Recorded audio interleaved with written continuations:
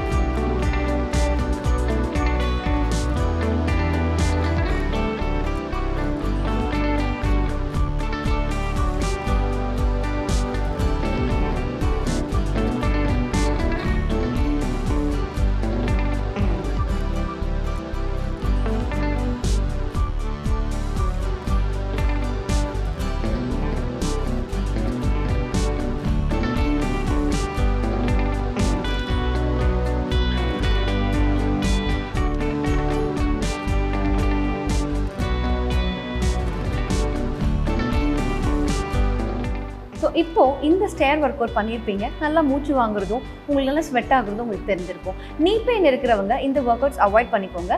இப்போ ஸ்டேர்ஸ் இல்லாமலே ஃப்ளோர்லேயே நீங்கள் இதே எக்ஸசைசஸ் நீங்கள் ட்ரை பண்ணலாம். ட்ரை பண்ணி பாருங்கள். தேங்க்யூ.